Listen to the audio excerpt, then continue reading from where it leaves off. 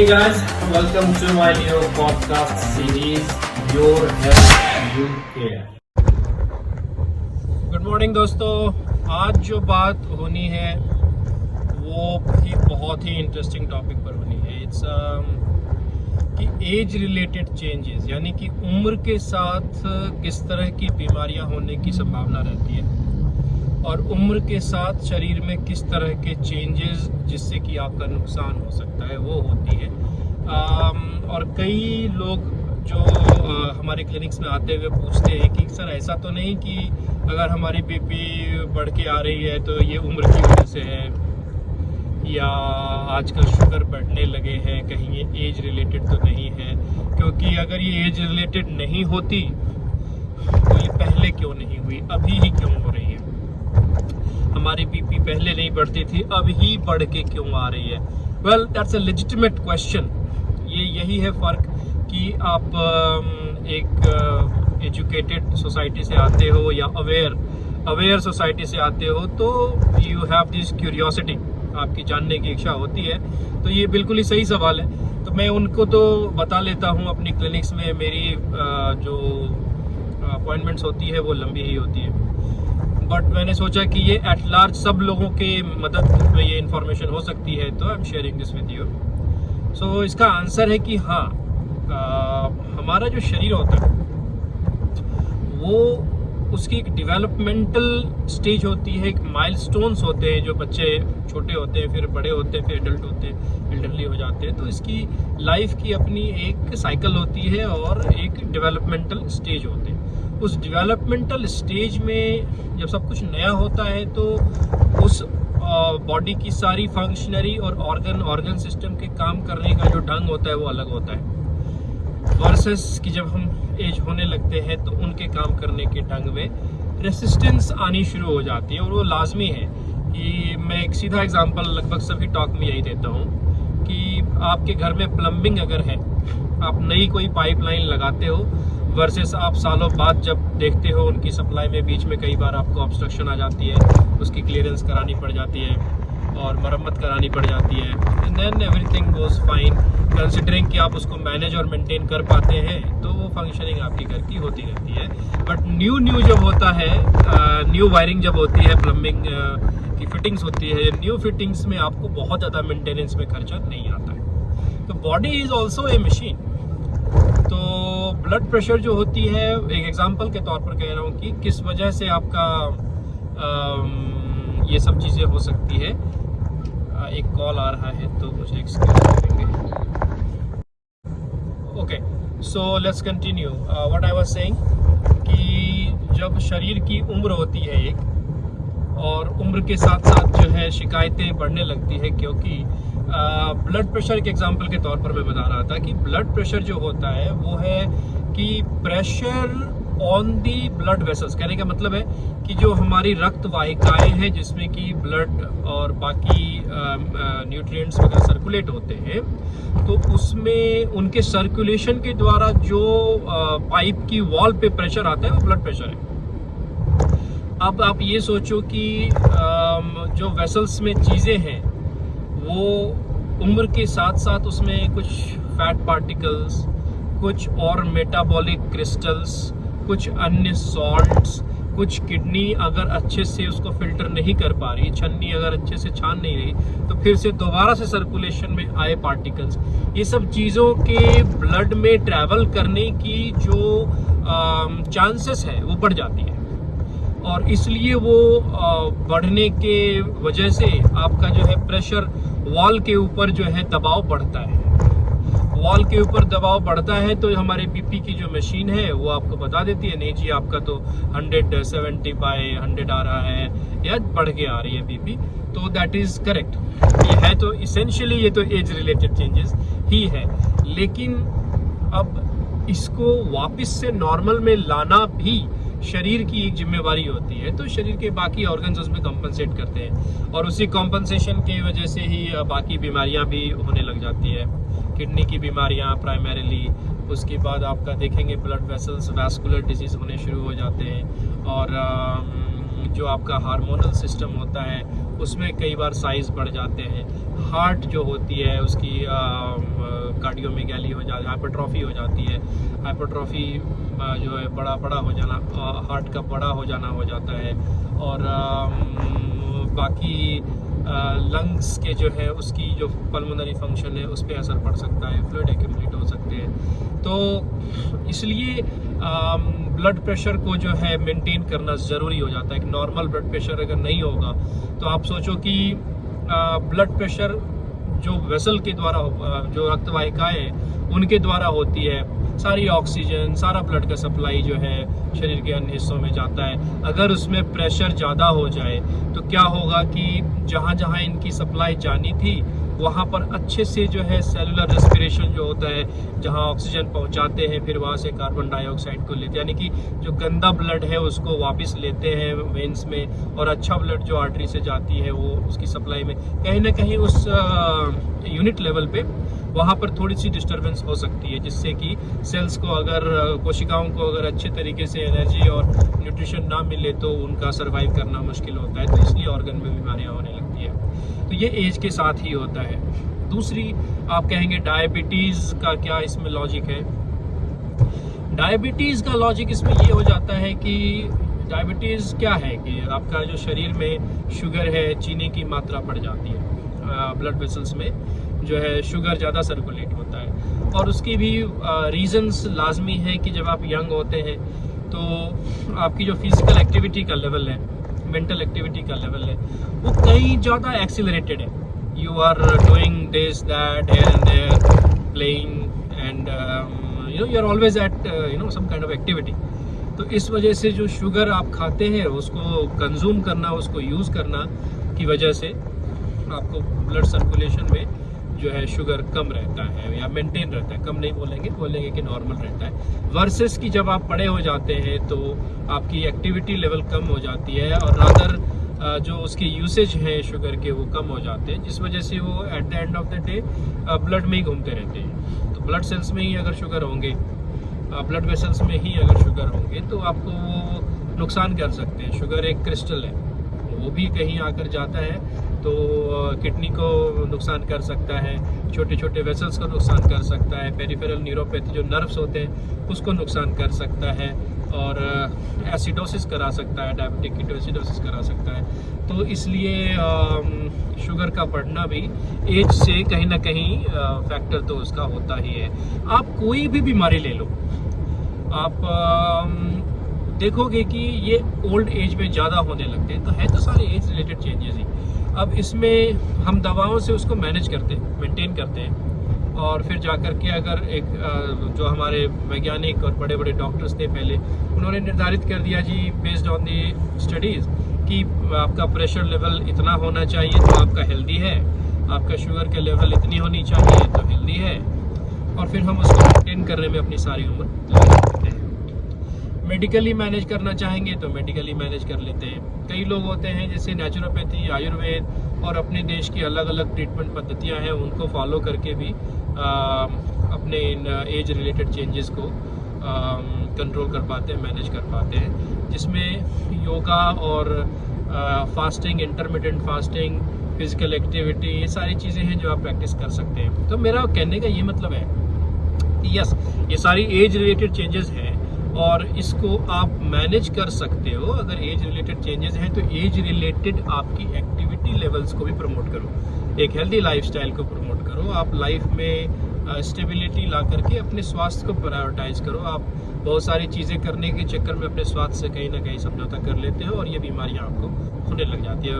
वही अन्य लोग हैं जिनके में ये ओल्ड एज में भी नॉर्मल रहता है, ये वो लोग हैं जिन्होंने अपने स्वास्थ्य को प्राथमिकता दी होती है, या उनका जेनेटिक लेवल्स बिल्टअप ऐसा है कि मेटाबॉलिज्म ने खुद ही एडजस्ट कर रखा है। बालों का सफ़ेद होना, बालों का झड़ना, स्किन में झुर्रियाँ पड़ना, ये सारी चीज़ें भी एज रिलेटेड हो जाती हैं और काफ़ी हद तक इनको भी रोका जा सकता है और मैनेज किया जा सकता है।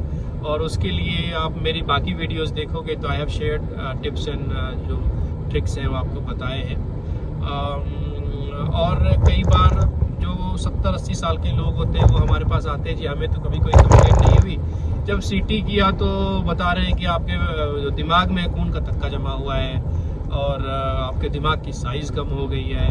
तो इसमें भी ज़्यादा घबराने की ज़रूरत नहीं है। जो सेनाइल सेरिब्रल एट्रोफी होती है वो उम्र के साथ होती है, उसकी क्षमता उसकी टेंसाइल जो प्रॉपर्टी होती है ब्रेन की वो थोड़ी कम हो जाती है, इलास्टिसिटी थोड़ी कम हो जाती है, जिस वजह से वो सिकुड़ जाते हैं। फ्लूइड की जो बैलेंस है उसमें इम्बैलेंस हो जाए और एज के साथ साथ उसमें साइज़ थोड़ा छोटे सिकुड़ जाते हैं बेसिकली। और दूसरी की छोटी छोटी ब्लड वेसल्स ब्लॉक हो जाती हैं। जब सीटी में अगर गौर से देखेंगे तो वो छोटी छोटी जो ब्लड वेसल्स होती है वो ब्लॉक हो जाती है। इससे बहुत ज़्यादा आपको लाइफ में असर नहीं होता, आपको पता नहीं चलती, लेकिन ये बिहाइंड द सीन्स होते रहते हैं। और यही सब चीज़ें बाद में जा कर के कुछ एज रिलेटेड बीमारियां होती है, जैसे कि आपका क्रॉनिक किडनी डिजीज़ होती है। दिमाग की बात करें तो पार्किंसंस होता है, डिमेंशिया होता है, जो भूल जाने की प्रवृत्ति होती है।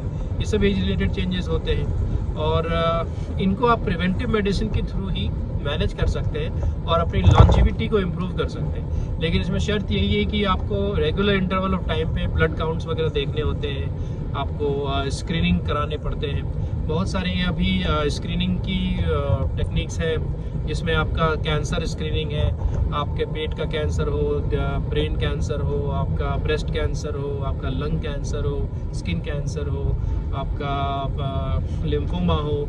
इन सभी चीज़ों के लिए अब लैब में टेस्ट बड़ी इजी टेस्ट आ गए हैं, रेडियोलॉजी के भी और ब्लड टेस्ट भी आ गए हैं। तो इन सभी टेस्ट्स को आप रूटीनली कराइए, 6 महीने से साल भर के इंटरवल पे। इफ़ यू आर अवेयर तो करानी चाहिए, एंडोस्कोपी, कोलोनोस्कोपी, ये चीज़ें करानी चाहिए। डॉक्टर से रेगुलर विजिट करनी चाहिए, डॉक्टर की क्लिनिक पे।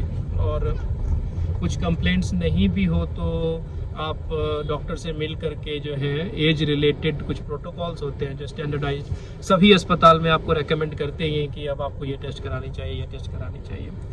तो आप उससे अपने एज रिलेटेड चेंजेस को, मैं ये तो नहीं कह रहा कि रिवर्स कर दोगे, इन सब केसेस लोग रिवर्स भी करते हैं, बट ये है कि आप रिस्क पर नहीं रहोगे।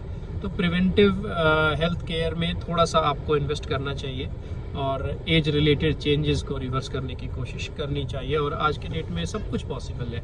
अगर आप अवेयर हो, अपने हेल्थ को लेकर के कॉन्शियस हो, तो कोई ऐसी बीमारी नहीं है जिसका इलाज नहीं है। अब तो हर बीमारी का इलाज है।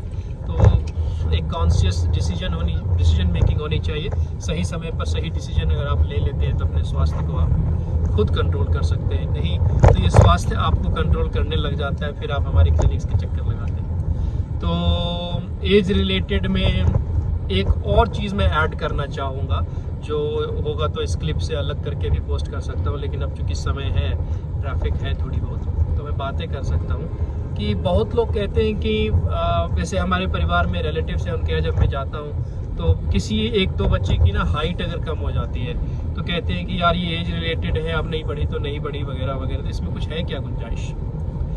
तो यस, हाइट जो है, बॉडी का बिल्टअप जो है वो एज रिलेटेड है।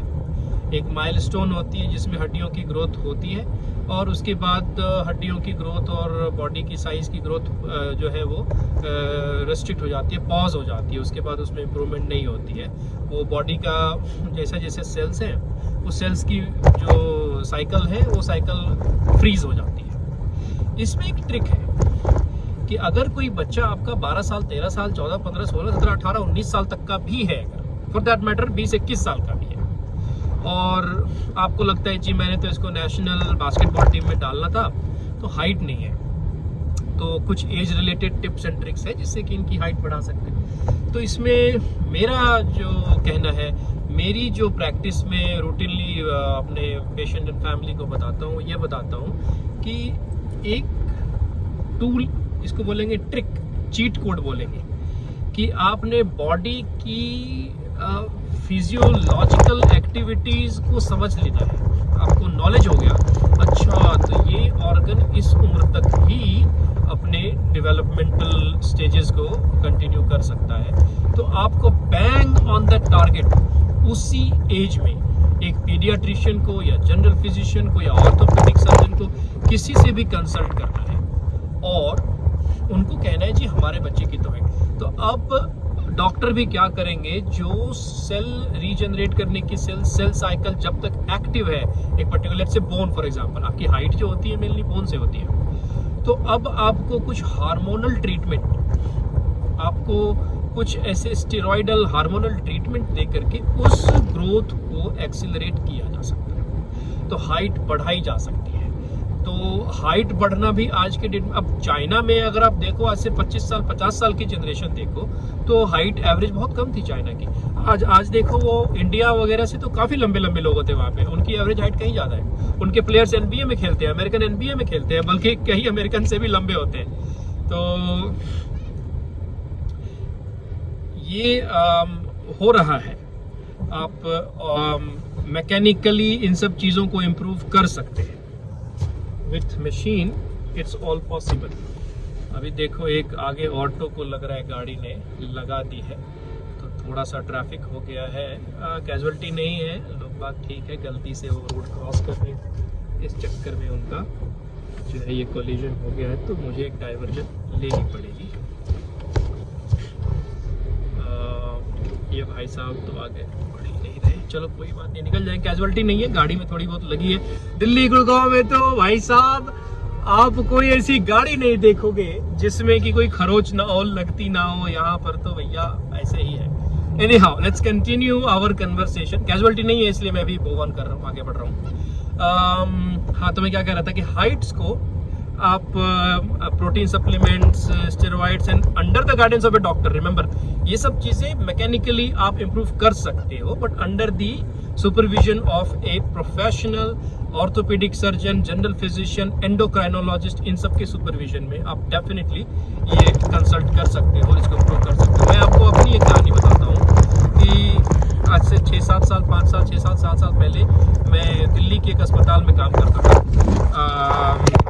Action Balaji cancer hospital and action Balaji hospital है जो पश्चिम बिहार में है, तो मैं वहाँ काम करता था।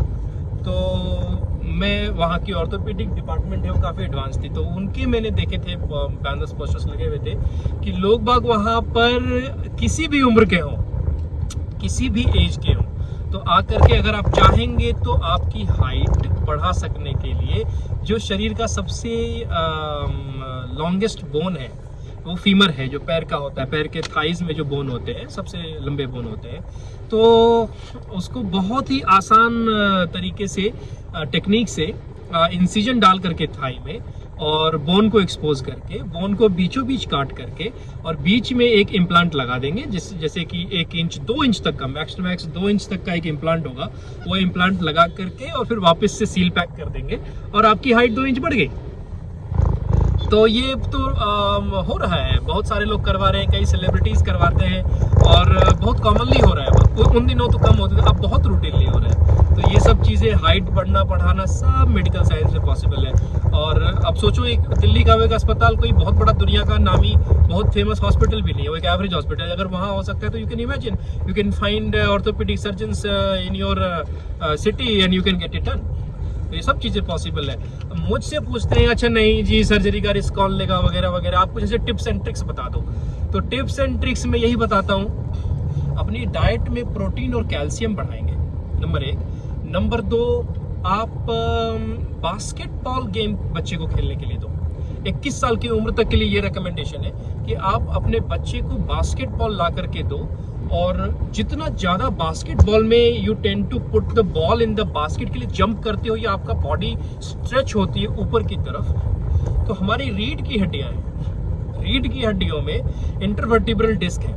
इंटरवर्टिब्रल डिस्क के साथ जो हड्डियां हैं वो छोटी छोटी छोटी छोटी छोटी छोटी छोटी कई सारी हड्डियां हैं, वो हड्डियों के बीच का गैप बढ़ जाता है। जो इंटरवर्टिब्रल डिस्क सॉफ्ट टिश्यूज हैं बीच में, उनमें थोड़ी सी स्ट्रेच आ जाती है, धीरे धीरे ग्रेजुअली वो परमानेंट हो जाती है, तो उससे आपकी हाइट 1-2-3 इंच तक बढ़ाई जा सकती है इस उम्र में। हड्डियों की भी लेंथ बढ़ेगी, हड्डियां चपटी ना होकर के थोड़ी सी शेप में आएगी, और इंटरवर्टिब्रल डिस्क जो है वो भी मजबूती के साथ आएगा, तो उससे आपकी हाइट, क्योंकि आप सोचो थोड़ा थोड़ा थोड़ा थोड़ा थोड़ा करके ये सारे डिस्क से अगर बढ़ी, अगर मिलीमीटर्स में भी बढ़ी, तो at the end of the day आपका कुछ इंचेस का हाइट का फायदा हो जाता है। और चूंकि अगर आप ग्रोथ वाले एज में हो, ग्रोथ वाली एज में तो आपका वैसे भी नॉर्मली भी सेल के रिप्रोड्यूस करने की, साइकिल करने की जो स्पीड होती है वो आपको सपोर्ट करती है, तो आपकी हाइट बढ़ जाती है। तो give your kids the luxury of basketball if you want कि उनकी जो है हाइट बढ़े। दूसरी, ये लड़कियों पर भी लागू होता है, लड़कियों को भी आप बास्केटबॉल वगैरह खेलने के लिए दो। नंबर 2 कि आप जो चिनअप्स पुलअप्स वाले बार होते हैं, जिसको पकड़ के आप ऊपर चिन अप करोगे या पुल अप करोगे, तो उससे भी आपकी बोन्स में स्ट्रेच आने की गुंजाइश होती है और उससे आपकी हाइट जो है बढ़ जाती है। तो ये सब एज रिलेटेड चेंजेस को बीट करने का तरीका है। अब एज रिलेटेड चेंज में अगर और बातें करेंगे तो बालों का सफ़ेद होना और बालों का उड़ना, उसके बारे में मैं ऑलरेडी वीडियो बना चुका हूँ। इन शॉर्ट में ये कहना चाहूँगा कि उसको भी आप रिवर्स कर सकते हो। आप किसी डॉक्टर से डिस्कस करके न्यूट्रिशन डेफिशिएंसी वाली एक प्रोफाइल करा लो। आपका अगर कोई विटामिन वगैरह की कमी हो तो बाल ज़्यादा सफ़ेद होते हैं, और डिहाइड्रेशन से बाल ज़्यादा सफ़ेद होते हैं, बाल झड़ते हैं। तो ये biotin, vitamin E, all the antioxidants, vitamin A, C, vitamin C जो है, ये सारे एंटीऑक्सीडेंट हैं। तो ये अगर डेफिशिएंट हो या डेफिशिएंट नहीं भी हो, लोअर नॉर्मल पे हो विटामिन बी वगैरह, तो इन सब को आप सप्लीमेंट करो और केयर करोगे, पानी पियोगे, तो डेफिनेटली आप एज रिलेटेड चेंजेस को रिवर्स कर सकते हो। तो आज की टॉक मोस्टली जनरल थी, एक स्पेसिफिक टॉक नहीं थी, बट आई बिलीव कि ये कई लोगों को टच करेगी, इसलिए मैंने ये वीडियो बनाया है। तो आप अगर आपने अभी तक चैनल सब्सक्राइब नहीं किया है और फॉलो नहीं कर रहे हैं, तो जैसा मैंने कहा कि ये चैनल हो सकता है प्राइवेट हो जाए आने वाले टाइम में, तो आप जल्द से जल्द उसको करो ताकि आप अपडेटेड रहोगे। एंड शेयर वगैरह की मैं रिक्वेस्ट करता नहीं हूँ। अगर आपको लगता है कि इस वीडियो से, रील से किसी की मदद हो सकती है, तो आप शेयर करो, इस नीयत से शेयर करो कि आप किसी की हेल्प करना चाहते हो। इस ऐसे नहीं कि मेरी सब्सक्रिप्शन बढ़ानी है, आप लोगों की मदद करना चाहते हो, तो you are more than welcome to share the reel. And all the best guys. अब मैं मेरी क्लिनिक की एंट्री पर पहुंचने वाला हूं। आज थोड़ा सा ट्रैफिक की वजह से 5-10 मिनट प्लस माइनस हो गया है, अदरवाइज मैं टाइम पे ही होता हूँ। तो see you guys in another talk, और God bless. It's a great day today. आज तो हमने बालकनी में बैठ के चाय भी पी है और मज़ा आया, हवा चल रही थी। मैं तो आपको ये कह रहा हूँ, मैं तो ये प्लान कर रहा हूँ बालकनी में ही एक बिस्तरा लगाऊँ। अब रात में वही सोऊंगा, एसी से भी ज़्यादा शानदार हवा है, मच्छर का डर रहेगा। सेकेंड फ्लोर पे रहता हूँ, तो अगर मॉस्किटो नेट लगा करके ट्राई कर सकते हैं सोने का। Weather today is great. Alright guys, बातें मैं बहुत करता हूँ। Have a great day and will see you later, talk to you letter.